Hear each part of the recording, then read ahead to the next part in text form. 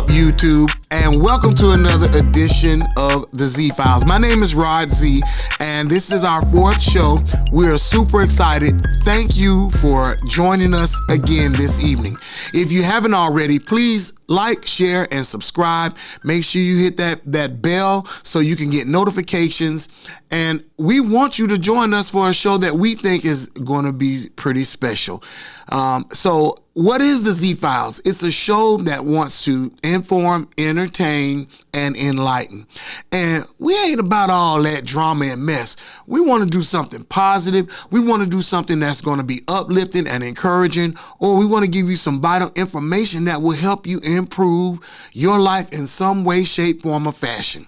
Today, we realize we've been doing a lot of running around, and then in the next couple of weeks, we got a lot of running around to do more. So we decided to stay in studio, kind of cool our jets, still do a great show, but relax. So like, share, subscribe. Welcome once again to the Z Files. Don't go anywhere. Here's a look at some of my upcoming shows and events. Hey, damn, guess I gotta hit 'em with the update. Really with it, I ain't gotta pump fake. Killer flow and hit 'em with the one take. Act like damn, guess I gotta hit 'em with the update. Really with it, I ain't gotta pump fake. Killer flow. This episode of the Z Files is brought to you by The Boss Move, your content concierge.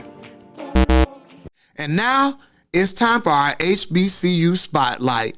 Their colors are green and gold. Their mascot is the Spartans, and they are located in Norfolk, Virginia. Of course, I'm talking about none other than Norfolk State University. Behold, the green and gold. Norfolk State University was born in the midst of the Great Depression and began serving as a vessel for new and exciting possibilities for the region's youth. Focusing on an arts and sciences curriculum with 13 subjects that included African American history, the Norfolk unit of Virginia Union University began very modestly as a private Baptist institution on September 18, 1935, with 85 students in 3 second-floor rooms in the Huntington YMCA on Brambleton Avenue. Some of its more notable alumni include actor Tim Reed and the very, very funny, talented comedic actor J.B. Smoove. Stand up and cheer, Spartans. Norfolk State University, you are our HBCU Spotlight of the Week. Behold the green and gold.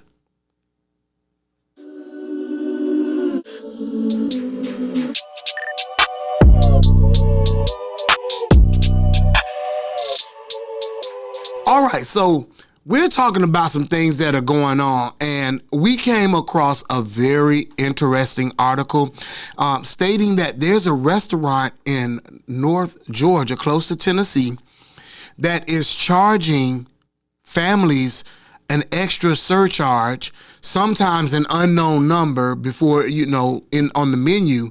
They're charging an extra surcharge if your kids are unruly at the restaurant. In other words, if your kids come in this restaurant with you, y'all sit down for dinner, everything is going good, and then they start acting up, making noise, crying, throwing food or whatever, they're going to add an extra charge to your bill. Now, I don't have any kids, and I'm usually on the people with no kids side, but I was kind of concerned about that. So my good friend and producer Bub, we're gonna delve into this a little bit. How you doing this evening, Bub? I'm good, Rod. How are you? I'm good, my brother. So we were talking about this earlier, and you said something about, kids need to know how to act when they go out to eat. Yeah. And I agree with that, but what is your take on this? Well, I can't say I fully agree with it. It is posted, which is good, but I don't have children either, but I get it, because I have been to restaurants where kids are unruly. Now, I'm talking about a nice restaurant. Not talking about like Burger King, Chuck E. Cheese, or McDonald's or something like that. Somewhere nice. So 5-star restaurant. A 5-star restaurant. You paid to valet park. You paid to eat the little appetizers, and you should be able to enjoy yourself while you're out. right? A nice ambiance. Yeah. Quiet evening, low lights. Exactly. Maybe some man in the corner playing the piano. Right. Ah, that sounds nice. And then all of a sudden, Yep. kids start yelling and all that. Yes. Yeah, that can be annoying. Now, Bub love the kids, but there is a limit, you know, and it's saying that parents need to parent their children, which I get it, right? So I don't know if it's a good idea just to go ahead and just take your kids or children to a restaurant that is applicable to their age. What'd you say? Well, let me read a little bit about the story. It says that it was implemented a few years ago during the early days of the COVID-19 pandemic. And we want parents to be parents, the owner of the restaurant said, adding that he never even threatened to charge someone until a couple of weeks ago when a group with 9 kids dined at the restaurant. Wow. The charge was with some Google reviews have reported as a flat rate of $50, and it's been reported several times in the past 2 weeks. The most disrespectful owner made a huge scene in front of the entire restaurant because our children were running through the restaurant. Well, hold on, man. Your kids can't be running through the restaurant. You see? So we were told we need to go to Burger King and Walmart, and that we were bad parents. Wow. And they have a $50 surcharge for bad children. And you know, I got mixed feelings because my thing is, now the running part is absolutely a no-no, but my thing is, I'm coming to patronize you. I got kids, I ain't got nobody to babysit them. So do you want me and my kids and my money, or do you want me to not come to your restaurant? If you cool with not making any money, I guess it's all right. But I'm kind of like, man, you kids are gonna be kids. You know, maybe y'all should have a certain section where you can kind of contain the noise, but kids make noise, kids cry, they get sleepy, they pout. So I'm kind of like, I don't know. But growing up in the old school, we was told, right. We got to talk. Mm-hmm. We got to talk before we went in the restaurant. Don't look at nothing. Don't mess with nothing. Don't, before you go in here, don't go in here, mess with these, don't touch stuff. Don't mess with these people's stuff. Don't ask for nothing. And we gonna order your food, everything. And that was across the board. That was restaurants, going to visit somebody's house. Remember mom said, look, don't go in here acting like you ain't never had nothing to eat. Don't ask for nothing. If they ask you if you want something to eat, say no. And you be in the house, your stomach growling and everything. You better not ask for nothing to eat. You better not ask for nothing. Right. So I get it. Parents do need to work with their children and teach them what we call home training from the old school. Right. And a lot of that is lacking. But I'm going to tell you what I think the problem is happening, Bub. I think our major problem with children's behavior is that people don't realize that, and some people might get offended by this, but this is the truth. Crack babies are adults now. Exactly. And they have children. I'm going to say it again. Crack babies are adults now, and they have children. What do you mean, Rod? That means a lot of people got stuff wrong with them, and they trying to raise kids. You also have babies raising babies. You got a lot of people who, you know, grandma ain't but 35. You got real young kids with young grandparents, and it ain't the same. You know, my grandma was old when I met her. My grandma was in her 50s and 60s. You know, grandparents was grandparents. Right. Now you got grandparents talking about they going to the club. I can't watch your kids. I'm going out too. Yeah. So I don't remember my grandma going to the club. I'm going out.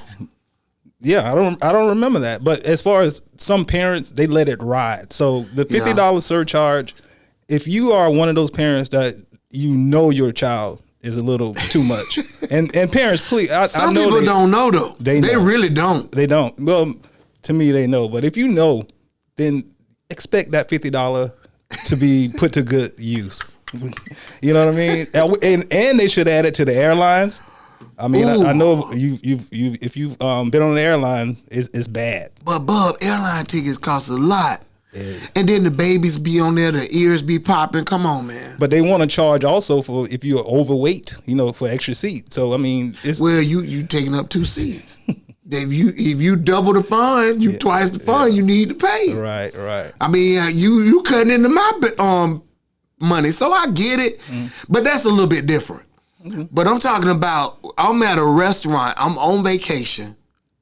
Why should I not be able to go eat at a nice restaurant because I got a kid who whining? Right. Yeah. It's kind of like, it's one of those tug of wars with me because I'm like, come on, kids are going to be kids. Yes, but and I'm the first one to say, get your little kids now.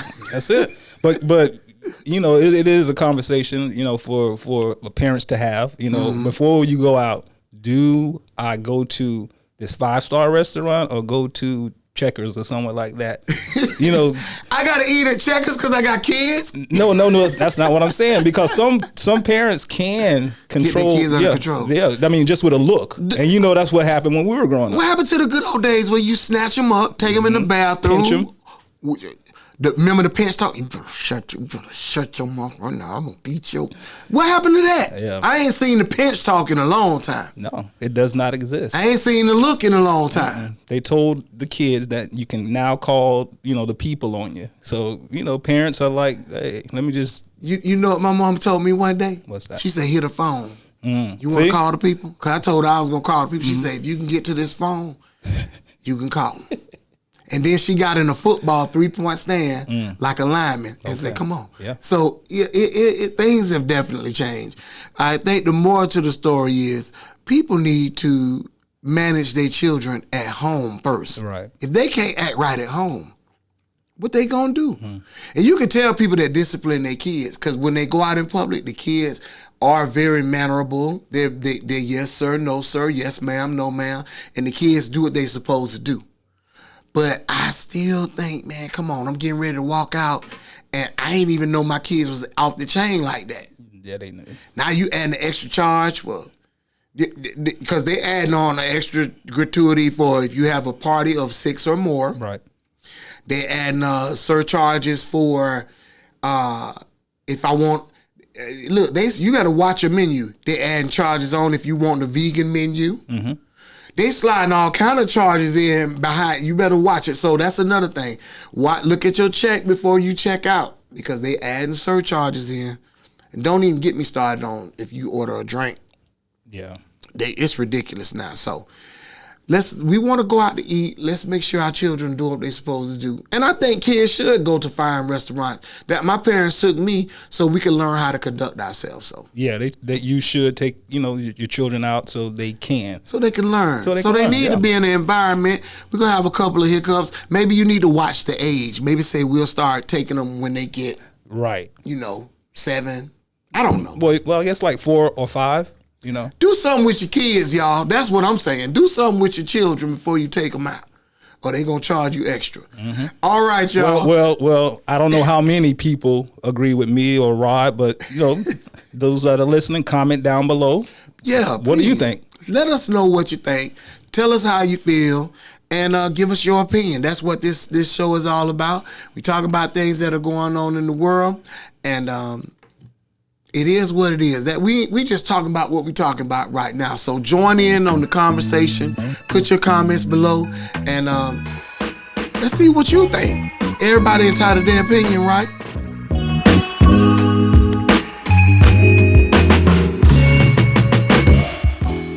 All right, so make sure you leave your comments about the restaurant incident. Tell us what you think. Give us your opinion because it matters. Everyone is entitled to their opinion. Me and Bub say, make sure you handle your business with your kids and teach them how to act when they go somewhere. All right. In further news, actor Matthew Perry, star of the popular show on NBC, Friends, which ran for 10 seasons, was found dead in his home in California at the age of 54. Mr. Perry was known as a great comedic actor, and his death is, a lot of people want to know what happened with him because, he had a drug addiction at one time. They also brought up the fact that he was addicted to opioids and painkillers.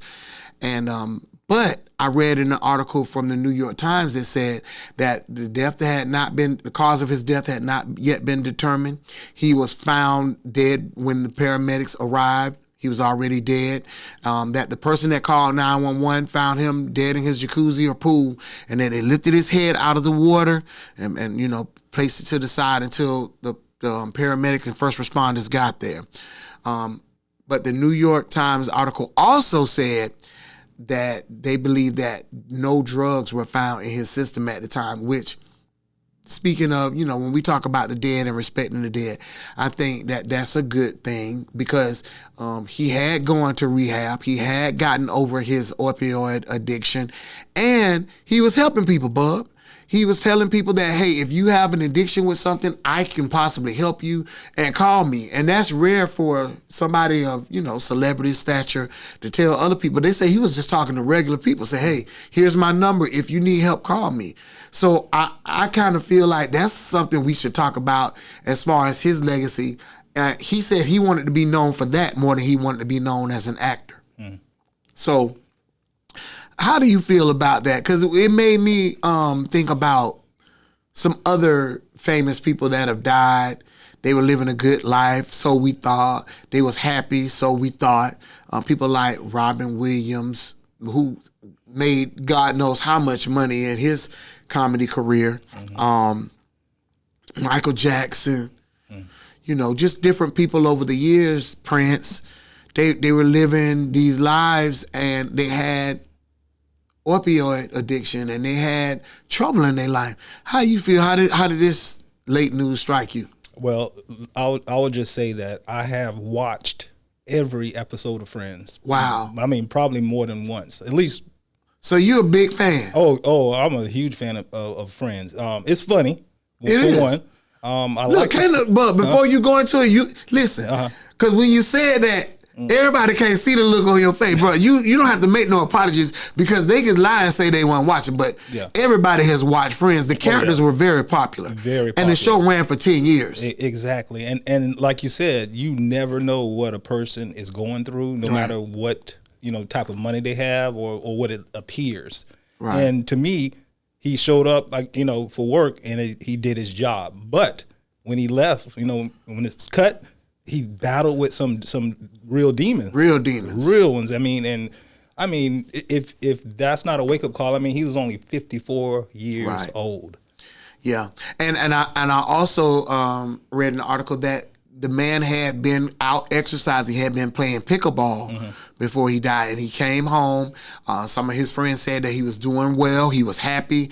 As a matter of fact, there was a picture on television story, and they showed him a few days ago before his death, and he was chilling in the pool. So he was enjoying and relaxing in his jacuzzi, and I guess he was just enjoying life, taking it in all in. So, you know, you never know when it's going to be time for us to go home. We all got to take that journey. Right. But I took solace in knowing that the man, he was in a good space, at least at that point. But I think we wanted to talk about this because I heard a song by J. Cole, and he says in one of the hooks, there's no such thing as a life that's better than yours. No such thing, no such thing. And what J. Cole is conveying in the song is, don't compare your life to anyone else. Don't look at somebody else's life and feel like they got it made, because you don't know what they're going through. Right. You don't know what their struggle is. Everybody has problems. Everybody has issues. Am I right? 100% right. I mean, every cast member of Friends, they're saying that those residual checks are in the millions. So, I mean, they didn't have to work for, you know, another day in their life. They get up in the morning, they good. They good. Because Friends still running somewhere. I mean, if you go to any channel, right, I mean, turn it on right now, I'm sure it's on one station somewhere. Yeah. You know, so. Million. But as a comedian yourself, I mean, people expect you Hold to on, be. man. I'm trying to get over this $1 million residual checks. I believe it's more than that. If anybody knows, comment below. But I know it's more than that. Fix it, God, fix it. Yeah, exactly. I don't want to have no struggles with no drugs, but I like them kind of checks if I could get on the show. But anyway, you were asking me as a comedian. As a comedian, and I'm sure. Or what is it? an actor, or whatever. But as a comedian, I'm in the public eye. People expect you, when they see you, to be funny all the time. All the time. And sometimes when you're not, oh, you must be going through something, or Rod, he acting funny. He done fell off. Yeah. And some of my other comedian friends get it. I'm not gonna name any names, but I got some other comedian friends. One in particular, he don't play. This brother, he will correct you. He will check you if you step to him wrong. He don't care about you want to take no pictures. He'll take the picture with you, and but he gonna correct you first. If you come to him at an inappropriate time, like while that brother trying to eat, he don't play that. Give him some time. Just sometimes you just need to say, hey, and keep it moving. When is the appropriate time? I don't have, I'm not as big as this brother. I hope to be someday. But I think he handles himself well. But his thing is, he always says that, people, when they violate your space and come into your perimeter, if they wrong, correct them. Because people think it's okay. And we live in a world now where, people don't want to be told that they wrong or that they violating. But guess what? They'll wind up driving you crazy. People expect you to always be happy, to always be in a good mood. And comedians especially. Comedians are some of the most sensitive. We are some of the most inside. We could be hurting, but we come out and got to make people laugh. That's a very tough thing to do. So I consider us to be little superheroes walking around, because it's hard to make people laugh, and you got situations going on. I done talked to comedians about like some serious stuff, divorce going on, and then they go up on the stage and kill it. Rehab, go up on stage and kill it. Death in the family, going up on the stage and killing it. So y'all, please keep comedians in prayer. Matter of fact, our brother J. Cole, on his recent, I think it was his Netflix special, did an amazing show. And then at the end, I found it to be very uplifting and empowering. This brother came out and talked about his mom had just passed. You mean Deion Cole? Cole. Yeah. I keep saying that. I was just looking for that because that was powerful. This brother came up and was transparent and just really just peeled back the curtain and let you have a look inside. And he was encouraging other people, hey, if you need some help, get some help. But don't walk around and carry that. And he was just, telling people he loved them.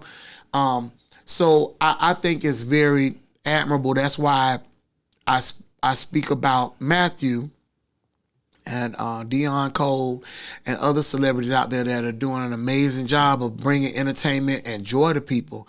You just don't know what they're going through. And to the person out there, if you feel like you're a common person, a regular person, whatever you want to call yourself, just like the rapper J. Cole said, don't compare yourself to anybody. Enjoy your life, live your life, and be happy. Find a way to be happy. Amen. Some kind of way. Find some positive spot in your life and keep on living. And don't compare yourself to anybody, because you don't know what the next person is going through. All right. So with that being said, we want to thank everyone for joining us for this show. We appreciate your support. Please, again, like, share, and subscribe. Hit that bell. Make sure you follow us, because we got some great shows coming up. We got health and fitness. We got mental health and money matters. We got the Florida Classic coming up. So we're going to be out and about for that, at the tailgate, at the game. As much as we can be out and bring to you, we're going to bring it to you. Thank you for your support. Like, share, and subscribe. This has been the Z Files. I'm Rod Z, and on behalf of Bub and the Boss Move Studios and Lighthouse Media and Entertainment, thanks again. We'll see you next week.